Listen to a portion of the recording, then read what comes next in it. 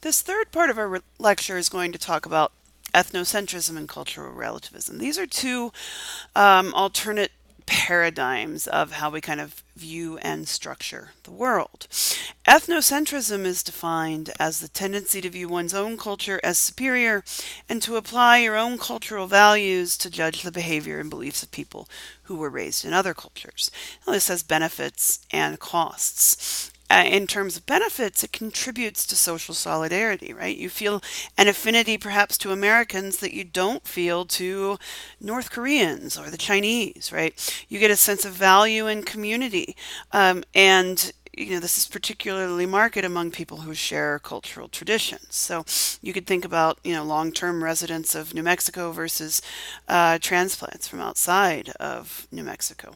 You could think about um, how you relate to other Hispanic Roman Catholics versus Arabic Muslims. So we that sense of social solidarity can be very motivating. It can contribute to large-scale cooperative behavior. It can get people united around similar issues. One of the things with the electorate that's kind of been focused on in terms of underrepresented communities are these what we call pan identities. So we have, for example, a pan Hispanic identity, where we combine Hispanics who are Spanish, Mexican, Puerto Rican, Cuban, Central American, Honduras, Guatemala, even South American, right? That unifying feature is that they speak Spanish, and that can be used to interconnect disparate groups of people. We also have a pan Native American identity. We talk about Native American issues when in reality, many of the Native American groups that are united under this pan Native identity may have even been at war or at odds with one another prior to the arrival of Europeans. So the issues that the Lakota face are going to be fundamentally different than the issues that the Puebloans face, right? They live in different habitats, they've got different economies, they've got a different indigenous diet. However, they unite in this pan-Native American identity because they're both marginalized people in the scope of, let's say, national level politics. This tendency towards ethnocentrism is a universal trait of humans. We divide the world into us versus them. This is a feature of our evolved brain. It kept us alive in ancestral times because we knew who we were familiar with, and we knew we could rely on them and cooperate with them. The outsiders, the them were the unknown. Sometimes they were aggressive and violent. Sometimes they might have seemed cooperative and then exploited us. And however, when we think about the drawback of ethnocentrism, it contributes to discrimination and prejudice, right? Ethnocentrism is used to justify colonialism, imperialism, conquest, cultural ethnocide, or even genocide, right? This labeling of people as different or other then creates kind of a hostility towards them. Think about um, some of the phrases that were thrown around in the 2016 presidential election, right? We got things like bad hombres and nasty women. What were we doing? We were kind of creating infighting and trying to sway the population to view Mexican immigrants as bad hombres. They're all drug runners. They're all smugglers, right? And also for wealthy white men to view women as untrustworthy, as objects to control and manipulate versus people in their own right. We've had a similar response after 9/11 when we labeled all Middle Easterners as terrorists. And this was then kind of resurrected or revitalized with the travel ban that was proposed soon after Donald Trump took office. So we have this tendency to view outsiders as different and other that can result in atrocities, that can result in human rights violations, that can result in um, genocide, the Holocaust, the Trail of Tears, etc. Cultural relativism is the polar opposite. This states that behavior in one culture should not be judged by the standards of another culture. And so this sounds great, right? Every culture is equally valuable, every cultural expression is important. However, it can present problems. At its most extreme, it argues that there's no superior international or universal morality, that moral and ethical rules of all cultures deserve equal respects. And so this can result in what we would term now as human rights violations. Cultural relativism is what has allowed what we refer to as female genital mutilation.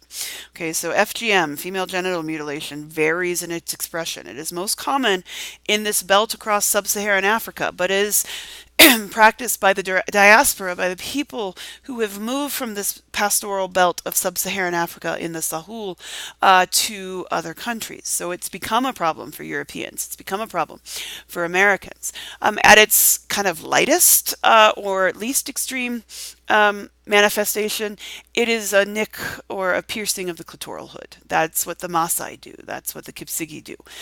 They either pierce or nick the clitoral hood. It marks you as, you're a woman now. It's similar to any other rites of passage with at puberty, except that in these populations, it also then you're married off and paraded from your village to your husband's village while you're being ridiculed and insulted by your husband's other wives. So maybe it's not all rainbows and unicorns.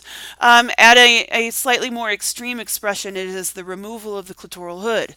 And that may sound that, and then the removal of the clitoris, those may sound more drastic. They may sound like they're starting to infringe upon women's rights to bodily autonomy, except that the removal of the clitoral hood is a synonymous surgery to the removal of the foreskin of the glans penis. So it's the same as male circumcision, which we do to infants within hours after birth. So, kind of hypocritical, I guess, to be against female circumcision, but not against male circumcision. Anyway, at its most extreme, and that which is worthy of the label female genital mutilation, we've got infibulation. That is where the clitoris and the clitoral hood are removed, and then the lips of the labia majora are sewn shut, leaving only a very small hole that menstrual blood can pass through. There may be a surgery that reverses this, even though scar tissue doesn't allow it to go exactly back to how it was before it was altered. So women may receive surgery when they're married so that their husbands can then have sex with them. In many cases, the male just forces the penis through that small opening, and repeated intercourse then basically rips these adhesions, the scar tissue, apart, causing women really massive amounts of pain. So the UN has spoken out against FGM, particularly at the level of infibulation. Yet, there are 300,000 women in America, young girls in America, who are at risk of FGM over school breaks. Because oftentimes over school breaks, these girls travel back home to quote-unquote visit family and then are altered while they are back home. There are also doctors in both the US and Canada who will perform clitoridectomy, at least, the removal of the clitoris and the clitoral hood. There probably are doctors who illegally, of course, will also provide infibulation. So, we have to ask ourselves, do we deserve some level of universal human rights? Most of us would answer yes. Human rights are this justice or morality that are beyond and superior to the laws and customs of particular countries, cultures, and religions. The UN has spoken out and kind of created this list of universal human rights that include things like speaking freely, holding religious beliefs without persecution, the right not to be murdered, the right not to be tortured, not to be enslaved, not to be imprisoned without charge. Human rights violations have been brought up in the news with respect to things like the war in Iraq, the Nazi treatment of Jews during the Holocaust, the ethnic cleansing in Bosnia and Serbia, and female circumcision, or FGM, in sub-Saharan Africa. If we want to get down to the nitty-gritty, however, we have a history of human rights violations in the United States as well. European colonizers' treatment of indigenous populations absolutely 100% qualifies as a genocide.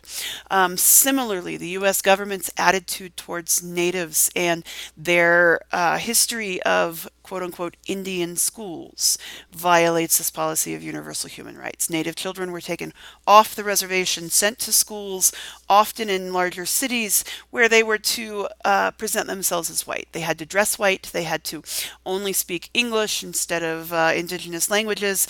They weren't allowed to eat traditional foods. They had to eat American foods. And there was a strategic attempt to erase all aspects of Native culture and make Native people more white. So, we can think about this as being something that only happens in other countries, but our country has a history of this, and we could argue about current events right now, which is what you're going to do for your weekly assignment. You're going to look at a current event, an international policy issue, may or may not involve the US, that needs to be viewed in this light of ethnocentrism versus cultural relativism versus universal human rights. And there are also cultural rights, the rights of a group to preserve its culture, language, and economic base. This is vested not in the individual, but in the group as a whole. This is part of what Indian schools sought to erase. There's another example of this. There's a group called the Awa in the Brazilian Amazon who have compiled a 500-page ethno-medical encyclopedia that chronicles all of their herbal treatments, their plant knowledge, their natural medicine. It is only written in Awa. And there have been pushes by the Brazilian government, by pharmaceutical companies, to get it translated into Spanish at least, or Portuguese, if not English. And the Awa refuse. And the reason is because they know that opens them then to exploitation, to commercial exploitation. If it's found that they have the next treatment for cancer, do they owe it to the world to open up their territorial homeland to pharmaceutical exploitation? No, they don't. Cultural rights preserve their knowledge, preserve their way of living. So it can include things like indigenous intellectual property rights. According to IPR, the indigenous intellectual property rights, a particular group may determine how their knowledge and its products may be used, distributed, and the level of compensation required. So if the Awa ever open themselves up to translating their encyclopedia, they get to dictate the terms. They can charge a fee for commercial companies to come in to find these plants, to utilize these plants, etc. They can charge a consultation fee, so on and so forth. The UN has developed the system of IPR. So here we have a photo of a Maka whale hunt in 1910. The ancestral Maka hunted eastern North Pacific gray whales in seagoing canoes for over 1,000 years. Should they still be allowed to hunt whales?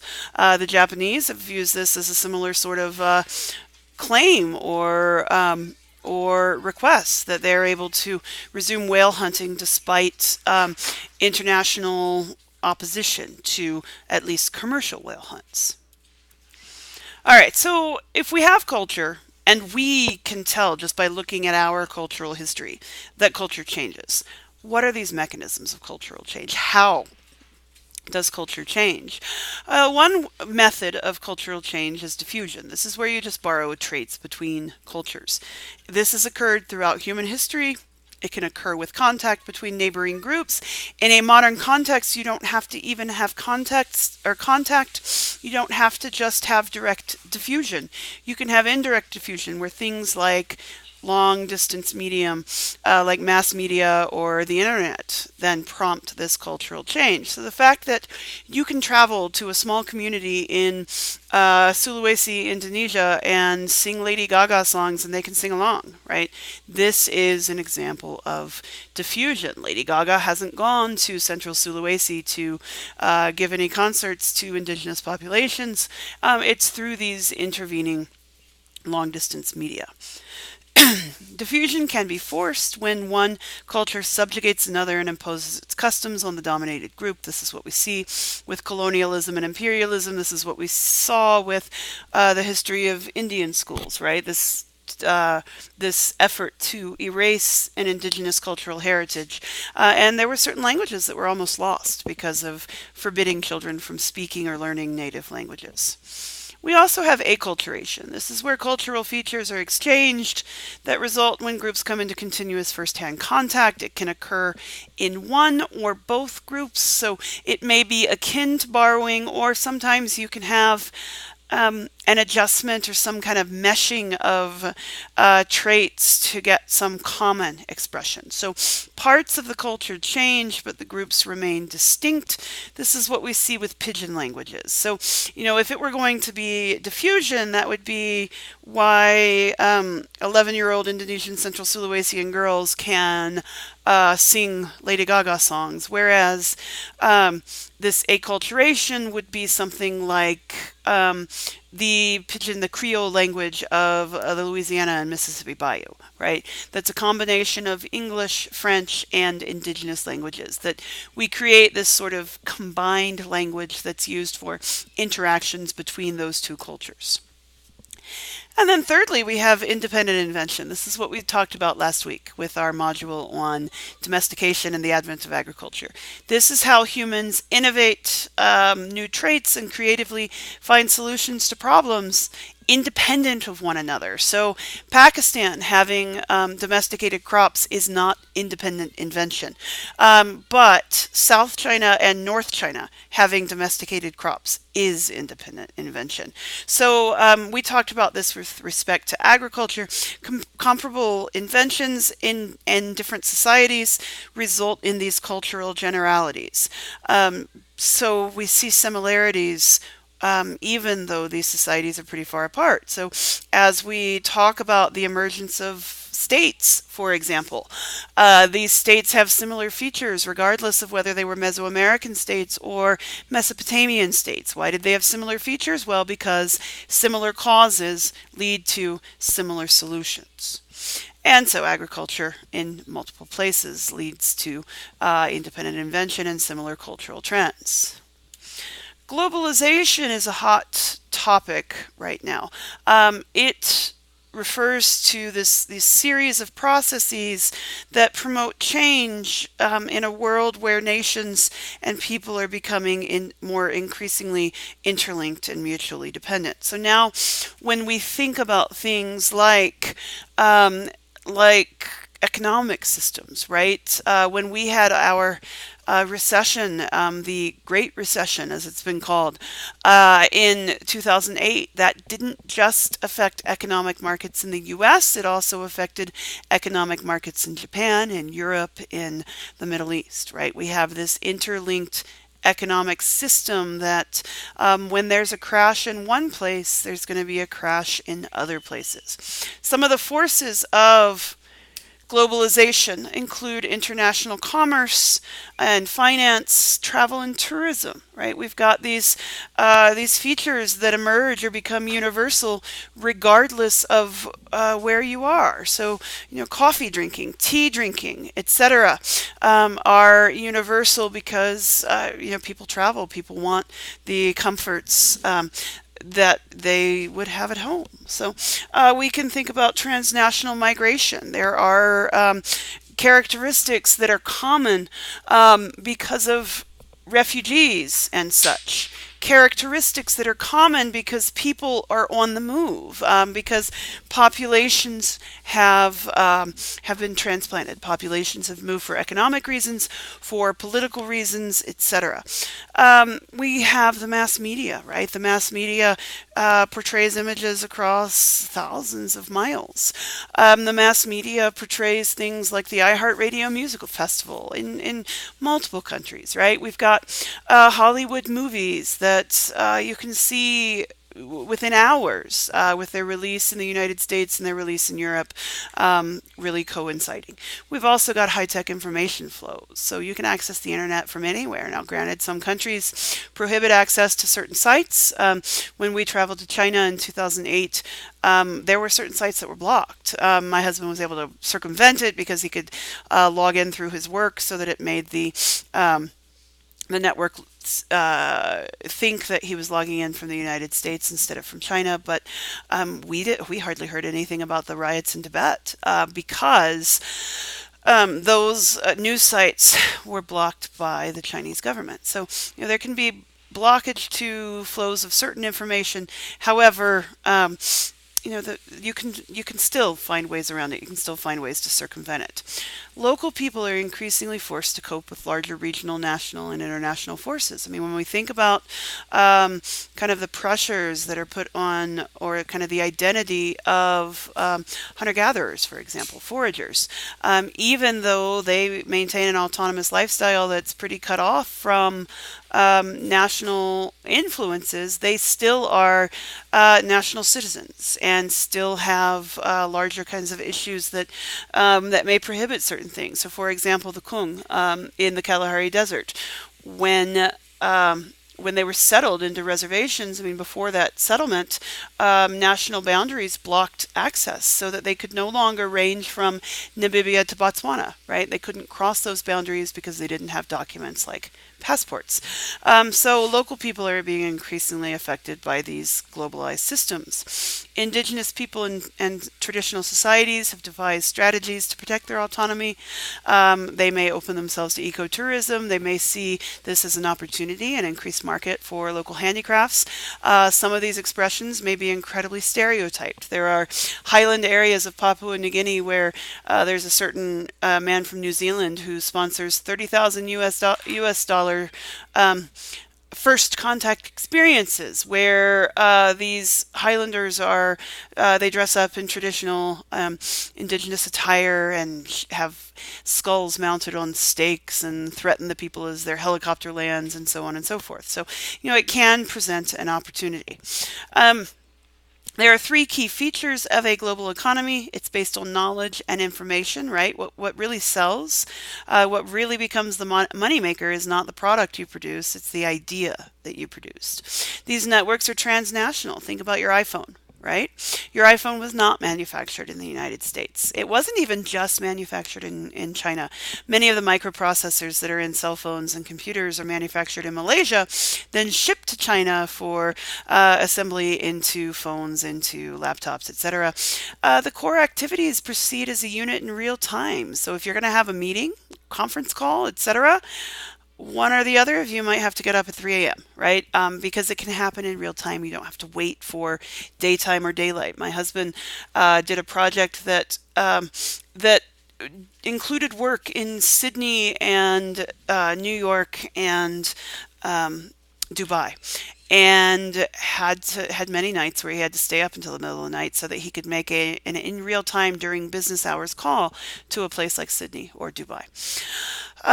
Multinational corporations have globalized the labor and markets. Nations now have less control over their own economies. China, for example, is being forced to become slightly more democratic and certainly more capitalistic than collectivist because of outsourcing most of this production now to China.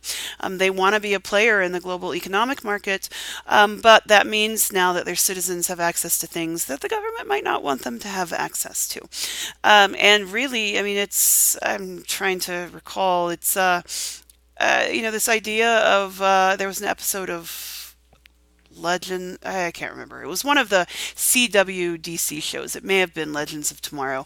At a time in the future it was Legends of Tomorrow because it involved the Time Lords and things like that, where fast forward to a point where the countries are not defined by national ownership. Now they are all corporatized. So you've got, for example, Amazon's not going to refer to a rainforest. It's going to refer to the land that is controlled by Amazon as an economic force. So just a little bit of pop culture there that can reflect the fact that money drives everything, corporations drive everything. I mean, we have a law in the United States that corporations are people too. Right? I mean, is there anything more asinine, really? Well, we could argue about that for hours, probably. Anti-globalization activists protest the expense to farmers, workers, and others at the bottom. I mean, the fact that Apple has to put nets under the windows in their dorms on their campuses in China because people are flinging themselves out the window to plummet to their death, to commit suicide. probably is indicative of exploitation, right? We protest things like sweatshops, but still like to go to Walmart and buy a $3 t-shirt, right? So this global system benefits the people who have money, benefits these multinational corporations, doesn't benefit the people who are doing the bulk of the labor, or even people who live at a lower income level in the countries that buy the products produced by that labor. All right, so your weekly assignment, I just want to talk about it a little bit in the lecture before you tackle it. You've got to pick a current event, and it has to be an international event. So it can't be something like, I don't know, legalization of gay marriage in the United States, right? That's not going to be something that's international. Now, we did have different state laws until Obama said that it was okay at the federal level. The federal government would recognize state-sanctioned marriages. So it involved different state entities, but not different nations. You could use the Mexican border wall, or you could use Trump's Muslim travel ban or something like that, because there are other countries that are affected. You need to outline what the current event or the international policy is in a few sentences. Tell me about it. Clearly define the parties that are involved, designate the nation making the policy, and the nation or group that the policy affects. So the Trump border wall would be the United States and Mexico. It's the United States making the policy. It would be Mexican immigration, particularly, that is theoretically going to be affected by it. You need to define both ethnocentrism and cultural relativism. You need to have those underlying definitions there before you tie the policy into one of those viewpoints. So what would be the justification for the border wall? Well, it would be an ethnocentric viewpoint that Mexican immigrants are, quote unquote, bad hombres. Then, in light of universal human rights, state whether that policy is valid or morally acceptable. Why or why not? The border wall might be fine in your eyes because countries have a right to set their standards of immigration and enforce legal immigration versus just letting anybody in. You also might not find it morally acceptable because it's displacing people. It's practicing eminent domain, taking away land from landowners. It's prohibiting the crossing of wildlife and such across borders.